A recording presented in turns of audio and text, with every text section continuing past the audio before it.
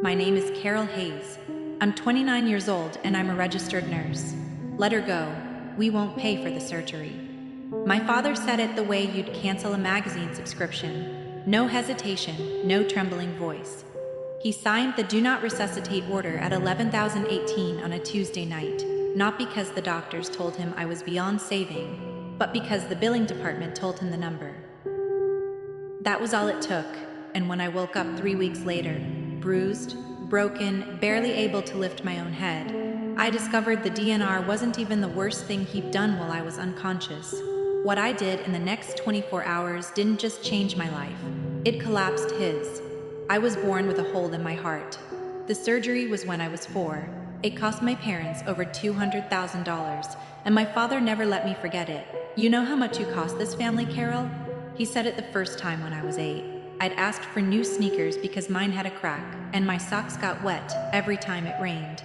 He was sitting at the kitchen table with a stack of medical bills. He didn't look up. By 12, I'd stopped asking for anything. By 15, I was babysitting 3 houses on our block to pay for my own school supplies. By 18, I signed my first student loan alone, while my older sister, Renee, packed for the state university my parents were funding in full. The only person who never mentioned that debt was my grandmother, Margaret. She lived in a small brick house on Elm Street. I visited her every Saturday, brought her groceries, checked her blood pressure, and sat on her porch swing while she talked about nothing and everything. Near the end, her hands shaking, she said something I didn't fully understand. "I've taken care of things for you, Carol. When the time comes, a man named Kesslin will find you." I thought she was confused. She was 84. I assumed it was the medication. It wasn't. 3 months after her funeral, I was driving home from a 12-hour overnight shift at Fort Todd at 17 in the morning when a pickup truck ran a red light doing 50. It hit the driver's side of my car so hard the frame folded like paper. Traumatic brain swelling, 4 broken ribs, internal hemorrhaging. The ER team at St. Mate, Catherine's, my own hospital, opened me up within the hour, but the bleeding wouldn't stop. They needed a second surgery and someone had to authorize it. My emergency contact was my father, Gerald Hayes. He arrived at 10:47 that night and didn't go to my room first. He walked straight to the billing department and asked one question: how much is this going to cost? When they told him the estimate, $188,000 to $240,000, he told the surgeon I had no healthcare proxy and set the words later printed on an official hospital. Incident report. Let her go. We won't pay for the surgery. She's been a financial drain her whole life. Then he signed the DNR. His hand was steady. He asked if there was anything else to sign and walked toward the elevator without looking through the glass at my room. The head nurse on my floor that night was Patricia Walsh. 28 years on the floor, a memory that missed nothing. She heard every word. Instead of screaming, she did something better. She sat down and opened my employee file.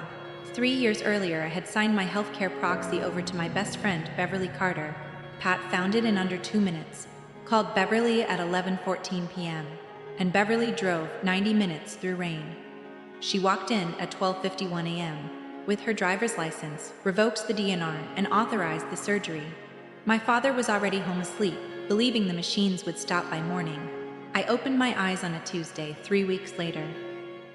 The first face I saw was Pat's. She pulled a chair to my bedside and said, "You're safe. I need to tell you some things." 2 days later, she closed the door and told me everything. The billing department visit, the exact words, the DNR signed at 11,018, the incident report she had filed and timestamped. I closed my eyes not because I was surprised, but because I finally had words for something I'd felt my entire life. I was a line item, a cost. "Get me my phone," I said. I scrolled past 32 missed calls from my father and opened my contacts. Keslan. The phone rang twice. "This is Douglas Kesslin." Calm, measured, the kind of voice that has read 10,000 documents and is surprised by none of them. My grandmother had come to his office 2 years before she died and asked him to draft a private will, the house on Elm Street to Carol Marie Hayes, a trust account of $85,000 to Carol Marie Hayes. The deed was already recorded at the county in my name.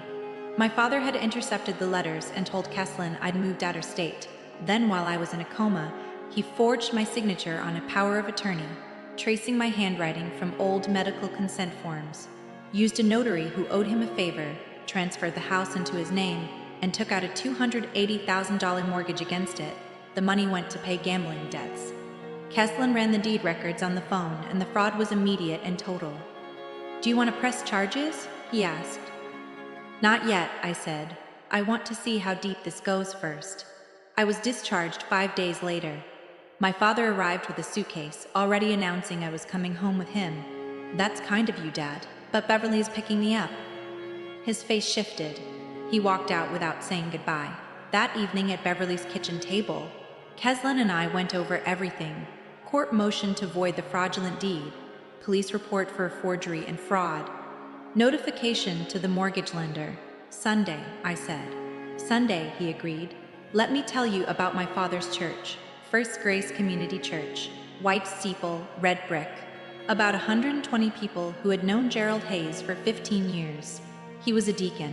He ushered at the door, read scripture, organized the men's breakfast. The pastor called him a man of faith and sacrifice from the pulpit. Every first Sunday of the month, the church held a community potluck gathering with a standing microphone up front. Gerald always spoke about gratitude, family, and giving without expectation. That Sunday, Gerald took the microphone and told the room that his youngest daughter had been in a coma for 3 weeks, that he had prayed every single night, and that he had never left her side. He turned and gestured at me near the back wall. Applause, warm, genuine applause. Then he opened his arms, expecting an embrace. I walked toward him. "Dad, can I say a few words?" He handed me the microphone. He had no choice in front of 120 people who had just heard him call me his miracle. "Thank you for your prayers. I'm truly grateful to be standing here. But I need to correct something my father just said. He was at the hospital once, the night of the accident. He went to the billing department first. Then he spoke to my surgeon. When they told him the cost, he said, and these are his exact words in a hospital incident report, 'Let her go. We won't pay for the surgery. She's been a financial drain her whole life.' Then he signed a do not resuscitate order." Someone inhaled sharply. A woman in the front row covered her mouth. "I'm alive because a colleague found my healthcare proxy and called my best friend in the middle of the night. My friend drove 90 minutes in the rain to authorize the surgery. Not my father, not my sister, a friend." Gerald stepped forward. "This is a private family matter." The side door opened. Douglas Keslin walked in, gray suit, leather briefcase, unhurried, and stood beside me at the front of the room. My father saw him, and, for the first time in my life, I watched Gerald Hayes look genuinely afraid. "This is Mr. Douglas Keslin, my grandmother's attorney. She left me her house and her savings, notarized and probated 5 months ago. My father knew nothing about it because she didn't trust him with it. While I was in a coma, he forged my signature, transferred the house into his name, and took out a $280,000 mortgage against it." Keslin lifted the original will and held it so the front rows could see the notary seal. "Your name does not appear anywhere in this document, Mr. Hayes." Gerald looked at Renee. Renee was staring at the floor. I lowered the microphone and spoke directly to my father. "Here's what's going to happen. Keslin filed a motion to void the deed transfer yesterday. The bank has been notified the loan is frozen. I filed a police report on Friday. Forgery, fraud, and the notary who stamped your document is named in it too." His voice came out raw. "You'd send your own father to jail?" I looked at him straight. "You signed a paper to let your own daughter die. I'm giving you a chance to make it right. That's more than you gave me." Gerald sat down on the nearest folding table and put his face in his hands. The other deacon walked over and said firmly, "Gerald, I think you should leave." And he did. He walked to the door, turned once as if he had some final line ready. Nothing came out. He left. Within 48 hours, the mortgage was frozen. The court accepted the motion, and the police opened a formal investigation. Gerald stepped down as deacon by unanimous vote. His plumbing clients began canceling, most of them church members. He eventually accepted a plea deal, probation, full restitution, no prison time. He sold his house. It wasn't enough. The debt followed him out of town. 1 month later, the deed to Margaret's house was back in my name. Keslin called with the ruling on a Wednesday morning. I thanked him. He said, "Thank your grandmother." Then, after a pause, "She would have loved watching you in that fellowship hall." On a Saturday in late October, I drove to Elm Street, turned my key in my door, and stepped inside. Lavender. Margaret's lavender sachets tucked into every drawer. The scent of a woman who planned for everything. I sat in her rocking chair and didn't turn anything on. For the first time in my life, I was in a house that was mine. Not because I'd earned anyone's approval, but because someone had loved me enough to make sure I'd be okay. I used to believe being a good daughter meant absorbing whatever my family threw at me. Every guilt trip, every reminder of what I'd cost them. I took it all and said thank you. I was wrong. Setting a boundary isn't revenge, it's survival.